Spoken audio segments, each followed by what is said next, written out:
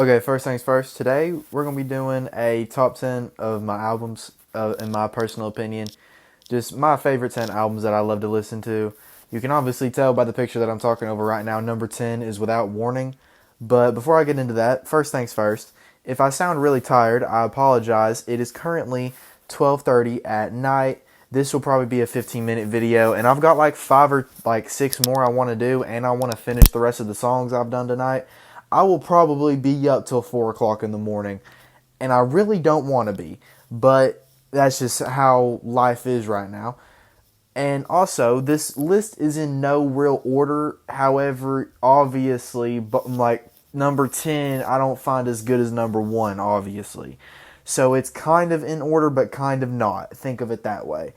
Obviously, Without Warning, it's such a fun album to me. It was like my first real introduction into Offset as a solo artist because of Ric Flair Drip, obviously, and this was also around the time that, because this was 2017, this was around the time that I was also discovering the Migos for myself, and I was also becoming a humongous fan. And this obviously was like, oh my, this made me think, oh my god, Offset is literally Tupac. Like, Offset is amazing.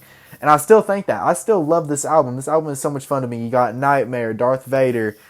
Um, oh my god, Still Servants on this album. My Choppa Hate People. I can't say the actual word, obviously. But Rap Save Me. Just amazing, amazing songs on here. The song with Travis Scott. Amazing Travis Scott feature. I love every single song on this album. To me, it has no skips. I love the dark vibe. I love the eerie beats. This, I feel like, almost like, I love Metro Boomin right now, but I almost miss like when he was making these dark, grimy, Savage Mode 1 type beats. They're evil sounding, like they're nasty, they're dark. You know what I'm saying? They're grimy. They don't sound as professional and clean as his music does now. And I miss this kind of sound that he used to do. However, this is probably the biggest reason I love Offset so much. Like, Ric Flair Drip, oh my god, I mean, there's a reason it has, I'm pretty sure it has like a billion streams on Spotify now over that. Actually, it hit that a while ago now that I think about it. I almost wish I could tell y'all it was like a certified diamond hit, but it's not. I hope it gets to there one day. But yeah, this is definitely, I want there to be a sequel, but I also realize that none of these three rappers are in the same category as they were in 2017. 21 Savage has had, one, a drastic improvement, and two, he doesn't really make music like this anymore. Really, like, his music does not sound the same. Offset really doesn't sound the same. Kind of, out of all three of them, Offset could definitely go back into this 2017 sound that he had. But Metro Boomin also, like, his production is just too clean. Like, it's too clean to make this kind of album again. This is a once in a lifetime album, is basically what I'm saying. But anyway, let's get to number 9. Okay, DC the Don is kind of, this was back when he was definitely considered an underground artist. I would still consider him underground now. He's definitely a lot more popular, and a lot more people know about him now. Back before this was dropped, but this song actually was kind of got him into the spotlight a lot more. Obviously, people had already like heard No Melody and heard Mr. Not Nice. I remember was a kind of a poppin' song, and Red Light with DDG is on this album. Oh, and YB and Almighty J. This was back when he had YB in his name. That was another big song off this record. This album to me is like still DC the Don's best album.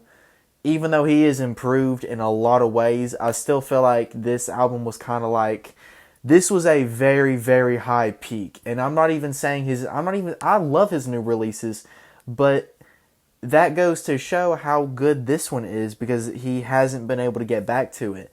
There's so many great songs. This album has so much variety to it. From like I said, Red Light's a bonus song, but like, for example, Red Light, Campfire Story, Worst Day. I feel like there was just so much earlier, like, I don't, it's kind of weird. I know what I want to say. Like, I have a take in my head, but I don't know how to word it. This was kind of the early forming of DC the Dawn. Like, this was back when he was kind of just making music. You know what I'm saying? Which, that's such a stupid way to saying that. But Stop Being So Nice and NASCAR Racer is probably DC the Dawn's best song. I don't think he's ever made a song. Actually, no, Futurama's better. Like, his second best song. It's like his second best song. And it's amazing. It's like it's a monster album. It has so many different sounds. I can listen to basically any mood, and every song is just so replayable. I've listened to Worst Day a million times. I've listened to NASCAR Racer is probably one of my most listened to songs of all time. I still listen to it sometimes. It's so good. I love it to death. I love this album to death. It holds such a special place in my heart, which is crazy because I know I'm like the only person that has this album in the top 10. And people probably go back to his newer releases more than they do this release because I see some people call it was like basic. I don't think this is basic at all. I think a lot of these songs you can tell he made from his heart. It's just I love all this. I love this music. I love it a lot. Now, something I didn't really mention it on the other two because it doesn't necessarily apply to them as much, but a lot of these albums, or like a few of them, I love so much. This one especially because they came at a very nice point in my life. I listened to them at a really good time. Like the last ones, not necessarily as much. I mean, Without Warning, I definitely love so much because it was where I discovered like a lot of Offset solo catalog.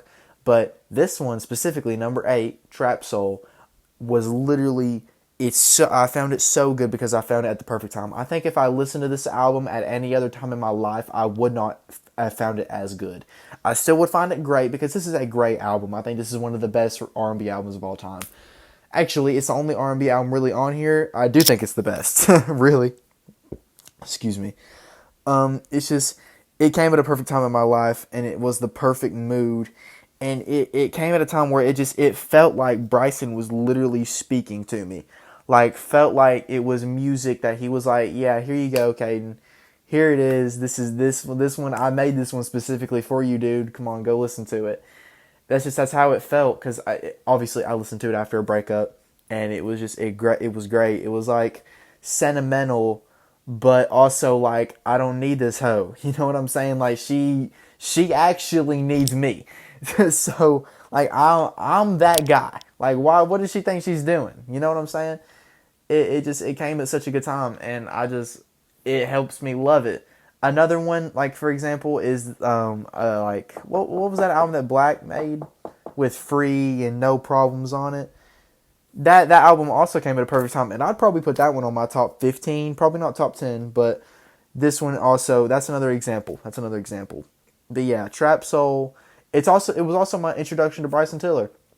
I hadn't really heard Bryson Tiller besides like on features and stuff, besides this album, and then it turned me into a huge Bryson Tiller fan. My review of his last album, his self-titled album, is on this channel. If you want to go listen to it, I did enjoy it. But if you want to hear more complex thought about it, go check that out. On to number 7. I definitely think this is the most recent one that I've listened to out of all of these that I've managed to put into my top 10 because it was in my top 15 for a little bit. And actually, this was going to be a top 15 video, but I couldn't. It was way too hard to pick 5 more albums to put on here. And also, I wanted to keep it at like a considerable runtime. This album also holds a very special place to me because this, in my opinion, is peak Future. I think this is probably, I'm going to be honest, Future's the kind of rapper where he has a few albums that I wake up certain days and I think they're better than other ones. This one has been consistently my favorite album by him for a long time. You got Rocket Ship. You got First Off. You got Unicorn Perp. You got Talk Crap Like a Preacher. You've got Temptation. That's probably like my top 5 favorite songs, but really all of them, it's just endless, relentless energy. You know what I'm saying? And it's also kind of crazy because this has a lot of songs on it. This is kind of one of like a longer Future album, kind of, not really. In terms of like numbers of tracks, yes, but runtime is actually kind of normal. But it's crazy. It's endless, relentless energy, and it's also kind of wild because I didn't really like this one at first because I think it was at a time where I just wasn't the biggest of Future fans. Like I obviously love Future, but it just wasn't all my stuff. You know what I'm saying? But now that I'm a humongous Future fan, he's my top 5. This album it hits home. I would love to get this on vinyl. I absolutely would. I'm trying to get I have a We Don't Trust You album on the way because my girlfriend bought me one, but shout out Carmen. But I cannot, like every time I turn on this album, I get turned. Like it's so much fun to listen to. The toxicity, the flexing, it's bars. Like it's just, if you are a hip hop fan, I feel like this is in most people's top 10. And if you don't really like. Everyone that I've even said like doesn't necessarily like Future that much loves this album. It's just I honestly I wish it was more of a consensus that this was his best album because in my opinion this is a better version of DS2. Honest to God, it really is. But let's go to number 6. Bruh, I'm looking at the 12. It says 1250 on my phone. And the more I look at that, the more I'm thinking I'll finish these songs when I go back to my mom's. And the more I'm like, I'll finish these videos tomorrow morning. But anyway, next on number 6 is Culture 2. This was the also another album that, like, this was, I don't remember, do I remember? Yes, I do. This album had already came out, and this is when like my aunts were playing Stir Fry and Motorsport, and I was like, "Oh my God, who are these guys?" And I was like, "Oh, it's the Migos." And then I listened to Culture 1 before I listened to all of Culture 2, and this is just this was what got me all into the Migos, and the reason the Migos are my favorite rappers right now. Not right now, they always have been. Just I'm gonna be honest, a lot of people think this album is significantly hurt by how long it is, and I'm not gonna lie to you. Yeah, a 24 song Migo album, wild, kind of crazy. But anyway, I love them, so you know I don't really affect me too much. You got White Sand, you got Stir Fry, Motorsport, freaking BBO. You got all these songs. There's so many hits on it. It's crazy. There's so many hits. Notice Me is an amazing song with Post Malone. Emoji Chain is like, in my opinion, like one that went under the radar that I wish a lot of more people like. Flooded, I really like. Narcos was a hit. I love Narcos. Narcos is a top 5 Migos song for me. It's amazing. I love Narcos. It's a crazy album. I love it. I'm so glad it was successful. Every time I listen to it, it makes me sad that like Takeoff's not alive because he is arguably him and Offset are at like a neck and neck battle for who's doing better on this album. You know what I'm saying? I do think Offset edges him out a little bit, but Takeoff is fantastic on this album. Every verse he does is amazing. Quavo is consistently coming with these hooks that are all so good. My bad. And then here comes Offset with even more relentless energy. Relentless versus being, in my opinion, the most consistent one. Probably just this album, it's amazing, and it resonates with me. I don't know what it is about the Migos, but I love them to death, and this album is a big reason for that. I love it. I love it so much. This one actually like kind of flip flop places with Culture 2 a little bit. This one did end up coming out because I'm gonna be honest, I love Relationships. It's one of my top 5 songs of all time, him and Future, but this album, it's amazing. A lot of guitars, a lot of stuff. This album like reminds me of Punk a lot or Punk reminds me a lot of Beautiful Thugger Girls because this is kind of like Punk is kind of like the son of this album. It's almost like hard to say much about it because I love it, and it's nice to listen to. A lot of that like this album is very like chill almost, just like kind of chill, calm music. That's a lot I can say about it. I love it to death. I feel like a lot of people love it. It makes me miss Young Thug, free Young Thug. But I just think something that his lawyer got arrested because he tried to call the judge out on like something to do with like talking to a witness, and you're not supposed to do that or something like that. I don't really know. I'm not a lawyer. But anyway, this is a classic album. To be honest, it's a classic. It's not even an album. It's a mixtape because like Young Thug's like didn't even drop a full on album until So Much Fun. But classic right here. Great album. I love it so much. It's a fantastic album. Now, I feel like, and before y'all click off, I know this is very out of nowhere because all of these other ones are hip hop albums, and then boom, I just pull out Lucky Day, R&B album. Like, I know that's crazy, but Candy Drip is amazing. It's beautiful.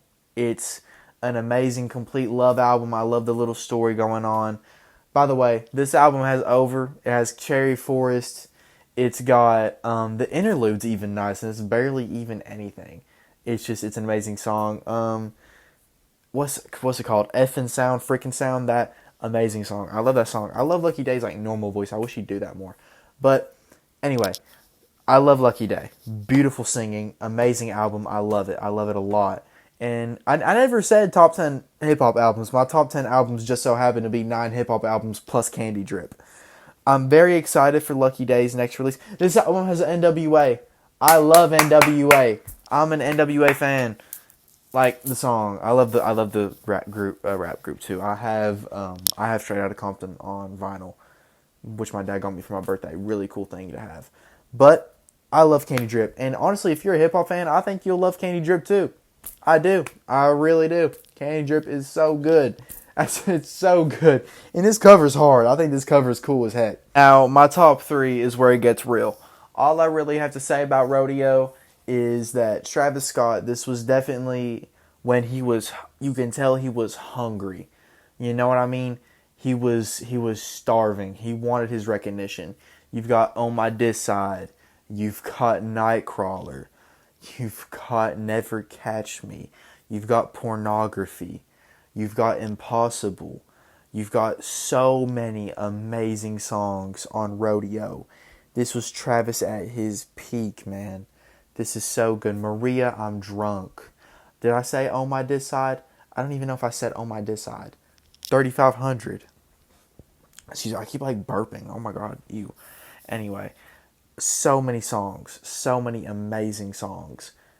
All these in there, I can listen to them all a million times and not get over any of them. I'm glad Spotify got this updated cover, by the way, because this cover is so much better than the other one. The only song I don't like on here is I don't like Piss on Your Grave, to be honest with you. I mean, I like it. It's okay. I never listen to it besides like here and there. If I'm just playing all the album in one sitting, then yeah, I'll listen to Piss on Your Grave. But besides that, I don't really like Kanye's part on it, to be honest with you. But this album's just it's fantastic. It's one of the best trap albums of all time. It's so influential and it's just amazing. It is an amazing record. Anytime anyone's thinking about getting into one Travis Scott or one into hip hop in general or one into trap music, boom, say Rodeo. Get them on Rodeo. Immediately say Rodeo. That's always going to be the first one I say.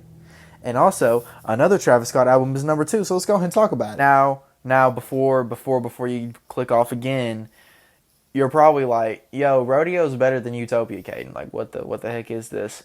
I will probably wake up tomorrow and think Rodeo's better, and then I'll wake up the next day and think Utopia's better, and then I'll wake up for a week and think Rodeo's better, and then I'll wake up for a month and think Utopia's better. It's back and forth. Really, these two and three, I can't. They're kind of tied. I love both of them so much. I love Utopia too, but as of recently, it's kind of recency bias. I've been going back to Utopia way more. I think Telekinesis is a top 5 Travis Scott song. Till Further Notice is amazing. I know is probably Travis Scott's best song. In my honest opinion, as of right now, I think I Know is Travis Scott's best song. Oh my god, it is so good. It's so good.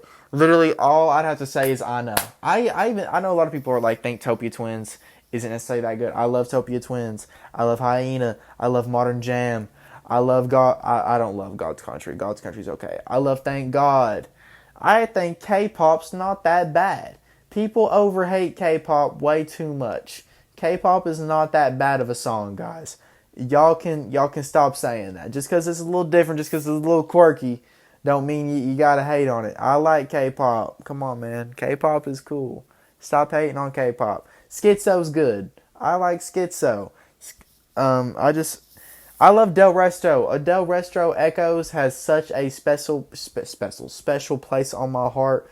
Beyonce kills that song, and so does Travis. This album is just, it's so good. It's the best first listen I've ever had listening to an album. Easily the best first listen. Fiend, oh my god, this album has Fiend on it, guys. Like, do I need to say more? And I had the vinyl, too, so I have the original version of Fiend. Like, the one with, like, Playboi Carti and Sheck West on it. I got both of them. How lucky am I? I don't have Meltdown on it, but to be honest, I really don't care. I mean, actually, I do care. Travis does amazing on Meltdown. That beat switch in Travis' second verse, I love that. Comparing this to Astroworld, I love that Travis Scott does more on this album. You can tell that he was like, wow, I really need to make it known that I do this stuff. It's big me. You know what I'm saying? Screw these big features. It's big me. This is my album, and I'm glad he showed that, but also had amazing features on it at the same time. This is an amazing album. I would recommend it to literally everybody, not even just hip hop fans. It's amazing. Please, God, listen to it. Please, God. Number 1, I really don't think this should be any surprise. You know me in real life. You know me, like, if you know me, just sly comments I've made on this channel. I've definitely said Culture's my favorite album of all time at some point. Or you've noticed that I have a lot of love for the album. This is my favorite album of all time. It has no skips. Kelly Price, Brown Paper Bag, Call Casting, T-Shirt, Slippery, man. Slippery is such a good song. Now, I've been listening to it a lot more recently. Slippery grows on me every time I listen to it, and I've loved it ever since the first time I listened to it. Like, I've always loved it, and it grows on me just like the slightest bit each time I listen to it. It gets even more flowy, or it gets even more watery. The watery sound to it, I love it. Get Right With Ya. Get Right With Ya is the first ever Migos song I ever heard, and it is amazing. It holds such a special place in my heart. T-Shirt's on this album. Bad and Bougie's on this album. I think I said Kelly Price, but just in case I didn't, Kelly Price has one of Travis Scott's best features on it. You got amazing Quavo hooks. You have amazing Takeoff verses. You have perfect Offset verses. You think Without Warning is good? Listen to Culture. It is perfect. The Zaytoven production all over this thing it's beautiful. Oh my God, it's beautiful. It's so good. It is so good. If I could listen to an album until the day I died, it would be this one because it's perfect. I can't tell you another album that I've listened to as much, that I've loved as much, I feel like it's the reason I love music as much as I do. Like, I know I'm glazing, but I mean, it's a top 10 video. What'd you think I was going to do? Big on Big. What the Price? Deads. Deads is a crazy song. All Booty. Amazing song. I love that one too. It's the perfect length. It's 13 no skips. It is 13 10 out of 10 songs in a row by the Migos. It is amazing. It's lightning in a bottle. Even if they dropped 25,000 more albums after this, none of them would probably be as good as Culture. Never. I love them. It makes me so sad we'll never get another Migos album. It really does. That's kind of a sad note to leave the end of the video on. I know, but it's just, this album's amazing. If you ain't heard it, go listen to it. Subscribe to the channel. Check out my music. You know, it's 1 o'clock in the morning and I'm actually exhausted. Oh my God, I'm going to upload this and I'm going to bed.